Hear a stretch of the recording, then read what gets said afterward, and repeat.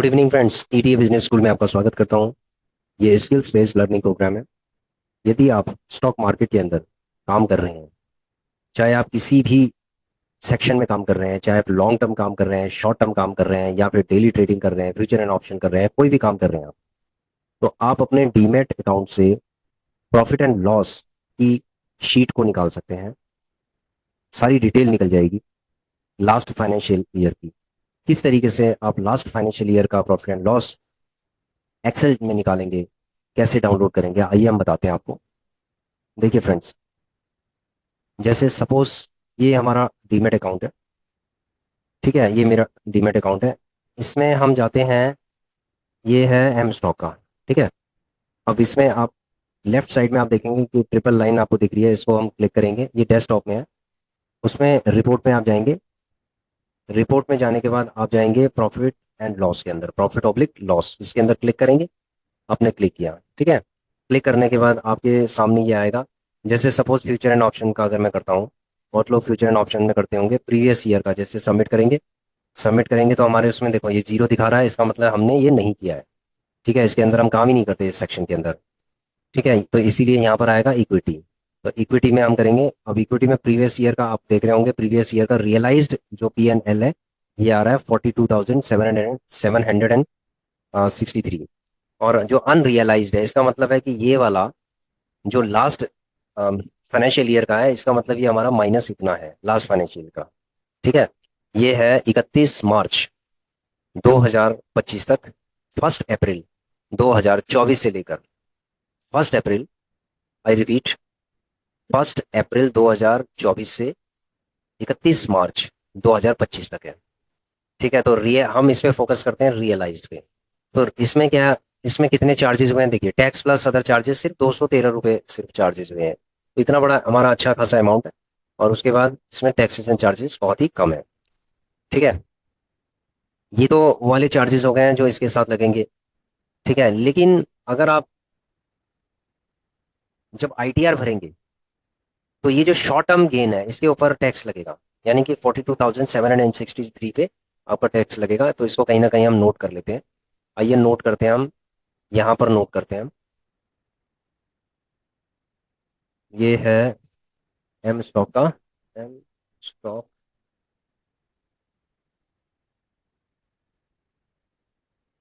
42,000, 42,000 हम लिख लेते हैं, अप्रोक्सीमेटली 42,000 आ गया। ठीक है, उसके बाद है, ये हो गया आपका जीरोधा का दूसरा डीमेट अकाउंट अकाउंट आ गया जीरोधा का। तो जीरोधा में, ठीक है, ये 42,000 के आसपास है। उसके बाद हम चलते हैं, ये लास्ट फाइनेंशियल ईयर का है, वो बना देते हैं। ये फाइनेंशियल ईयर हमारा है FY 2024 से 2025। ठीक है, इस फाइनेंशियल ईयर में, इस फाइनेंशियल ईयर के अंदर ये हमारा प्रॉफिट है। उसके बाद हम जीरोधा में चलते हैं। जीरोधा में आप देख रहे होंगे कि कितना जबरदस्त माइनस है ये। ठीक है, ये लगभग 8% के आसपास मार्केट, ये समझ लो नीचे इतनी धराशायी हो गई है, इतनी ज्यादा धराशायी हो गई है मार्केट। ये अभी स्ट्रॉन्ग बेरिश मोड पे है। तो अभी हो सकता है कि ये जो 8% है, आपको ये 12% या 15% तक भी आपको दिख सकता है। ठीक है, ये 15% पर भी दिख सकता है, इसका मतलब इसका डबल हो गया। यानी जो 70 है, ये आपको 130 140 भी दिख सकता है। ठीक है फ्रेंड्स, अब चलते हैं हम किस तरीके से हम अपने डीमेट अकाउंट से P&L को चेक करते हैं। ठीक है, इसको, ये जो P&L है, इसको भी हम डाउनलोड कर सकते हैं, कोई दिक्कत नहीं है। शीट को भी हम डाउनलोड कर सकते हैं। ठीक है, ये हो गया ईमेल, हम ईमेल कर सकते हैं यहाँ से।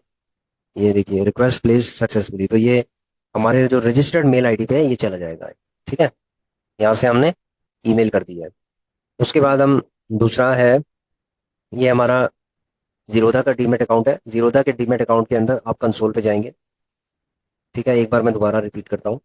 ये आपका डीमेट अकाउंट का डैश होल्डिंग्स का है, यानी डैशबोर्ड में चलेंगे, होल्डिंग्स के अंदर आप चलेंगे, डैशबोर्ड के अंदर चलेंगे। उसके बाद जब right side, sorry, right side, extreme right side में जब आपको एक कोड नजर आएगा, आपका कोड होगा, उस पर क्लिक करेंगे, कंसोल में आएंगे, कंसोल में क्लिक करेंगे।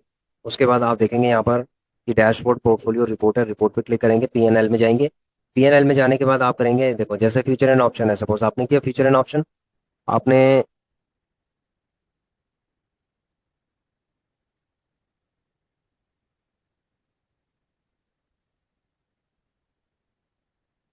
फर्स्ट अप्रैल,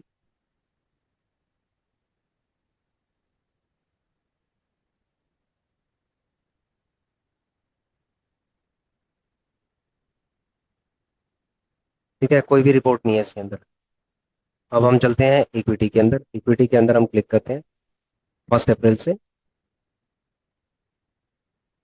30, इसको मार्च की तरफ करते हैं, 31 मार्च है, इसको क्लिक करेंगे।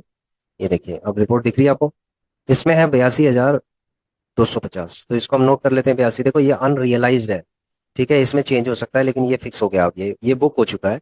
तो 82,250, तो ये हम 82,000 लमसम लिख देते हैं यहाँ पर, 82,000। ठीक है, तो टोटल आपका आ गया है, टोटल आ गया हमारा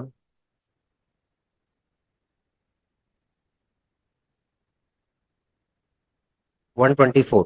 ठीक है, अब इसका जो टैक्स है, जो टैक्स है, इसका मतलब है कि हमें इसका 20% टैक्स पे करना है। तो अब उसके बाद हमारे पास कितना होगा, नेट प्रॉफिट आफ्टर टैक्स,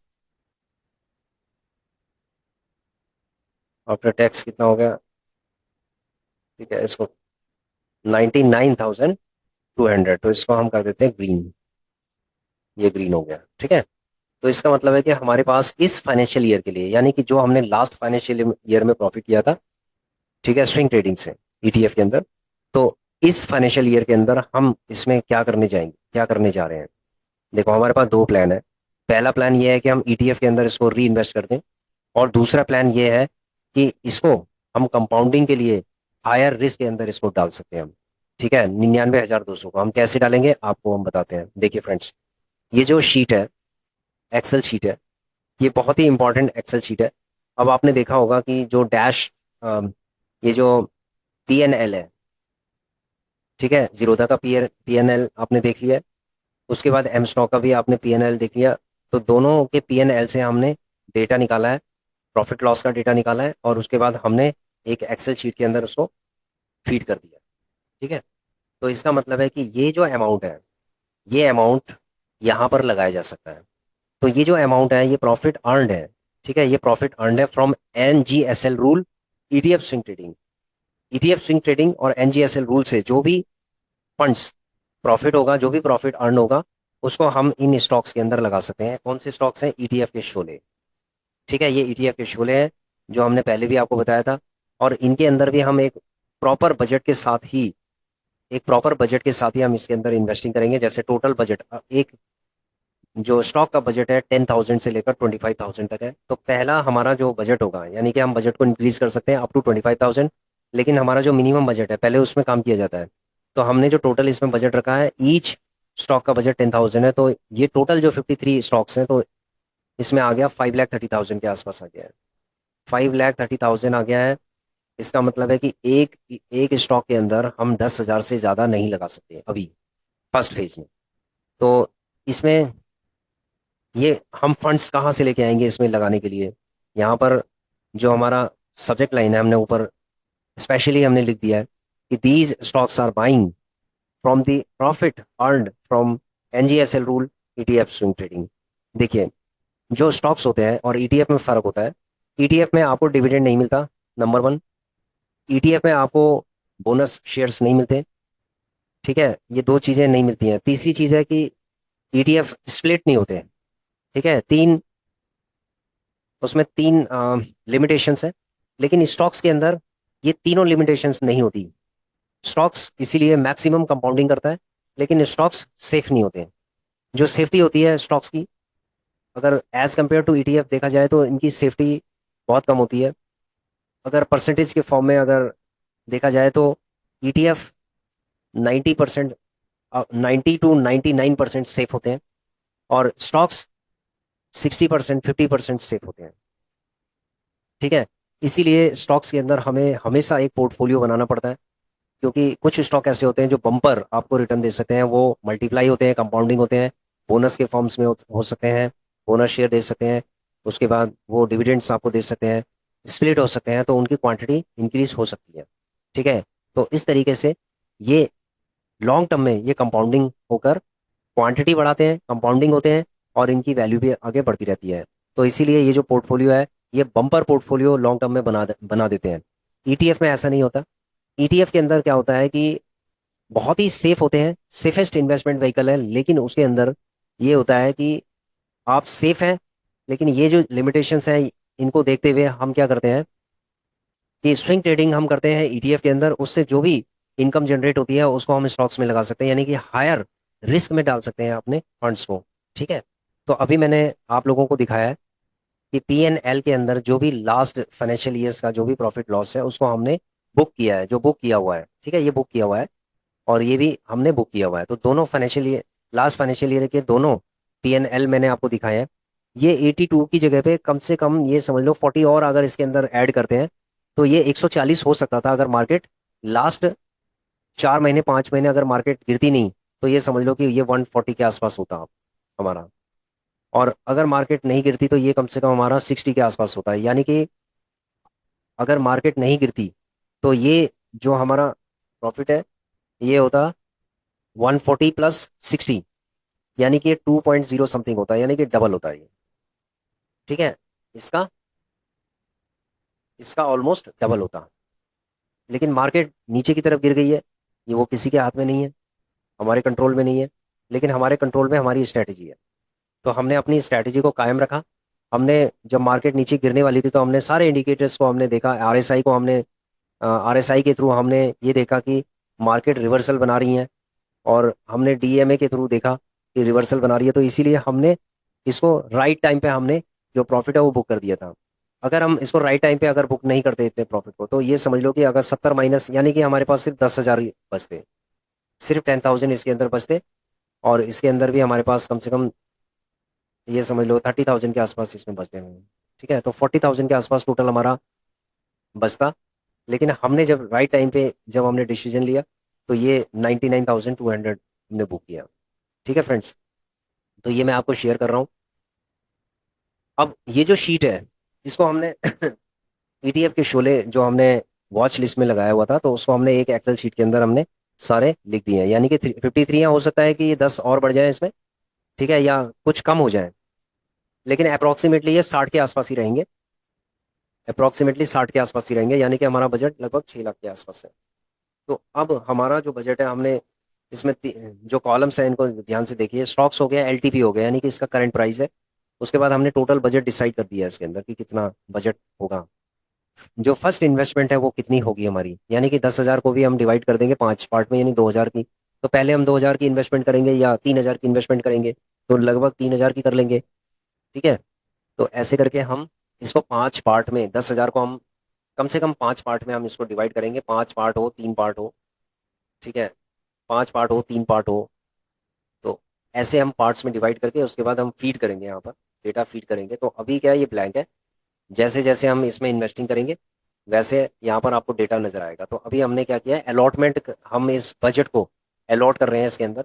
यानी कि 99,200 का जो प्रॉफिट हुआ है उसको हम क्या करेंगे, सेपरेट डीमेट अकाउंट, यहाँ लिखा है ना इन सेपरेट डीमेट अकाउंट, एक सेपरेट डीमेट अकाउंट के अंदर हम इस फंड्स को हम लोड करेंगे।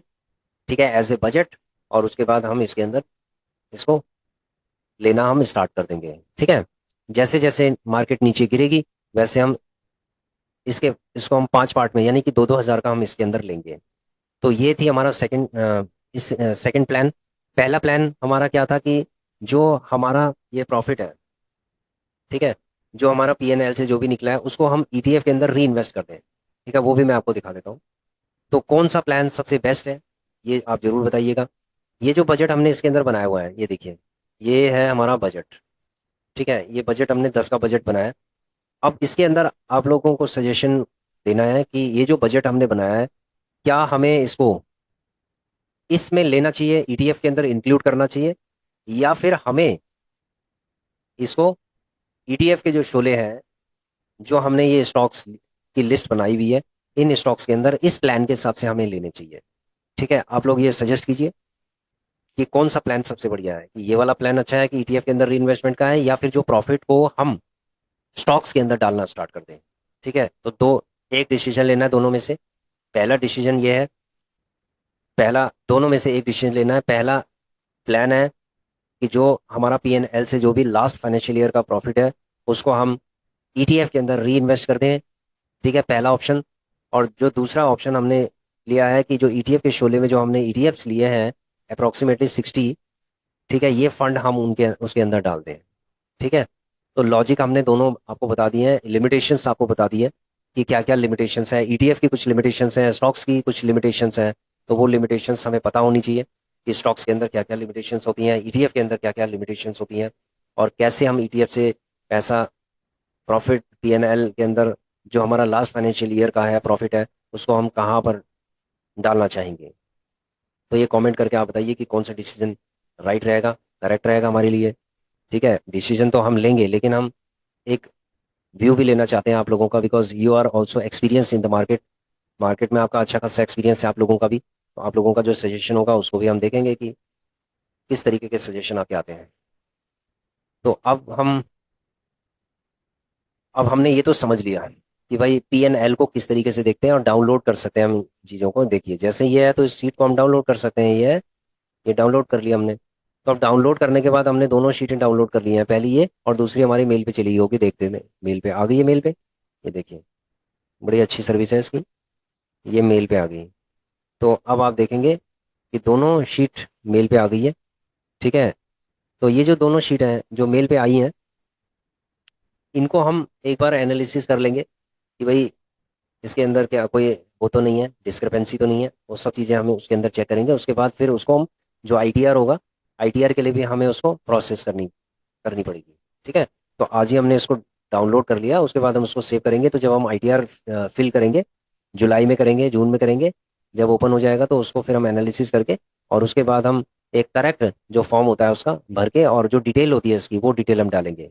ठीक है, उसके बाद जब हम इसकी डिटेल डालेंगे करेक्ट फॉर्म में, तो वो ऑटोमेटिकली वो कैलकुलेट कर लेगा कि हमारा टैक्स कितना होगा। लगभग 20% का टैक्स होगा, ये तो मैं पहले से ही मैंने मेंशन कर दिया है। ठीक है, और उसको मैंने डिडक्ट भी कर लिया अभी। और उसके बाद जो बचा हुआ है उसको हमने उसके अंदर जो अपने बजट है उसके अंदर आगे हमने डाल दिया है। ठीक है, क्लियर हो गया? तो आशा करता हूँ कि आप लोगों की समझ में आ रहा होगा। तो जो भी हमारा ऑप्शन आप लोगों को लग रहा है कि कौन सा ऑप्शन अच्छा है, उसके लिए कमेंट जरूर कीजिएगा। अब हमारा जो एनजीएसएल रूल के बारे में थोड़ा सा मैं और आपको एक्सप्लेन करना चाहता हूँ। देखिए फ्रेंड्स, एनजीएसएल जो रूल है रेगुलर इनकम के लिए, मैं ऊपर चलता हूँ।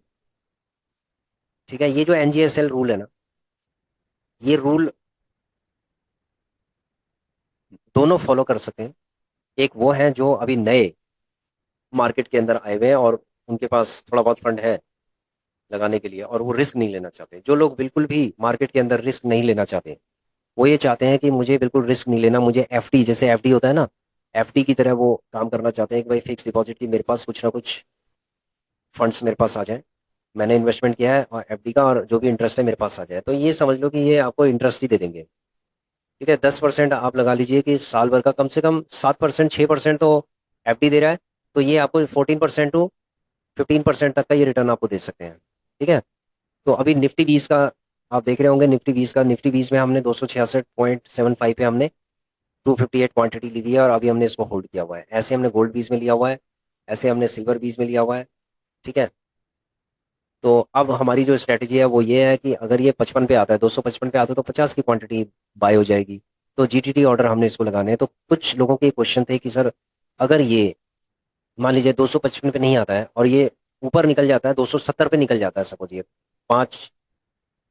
3 रुपए, मान लीजिए 267, 68, 69, 70 पे निकल जाता है, तो आप क्या करेंगे 70 पे जाने के बाद? देखिए फ्रेंड्स, अगर ये 70 पे चला जाता है तो ये टोटल एक स्विंग ट्रेडिंग का मॉडल है।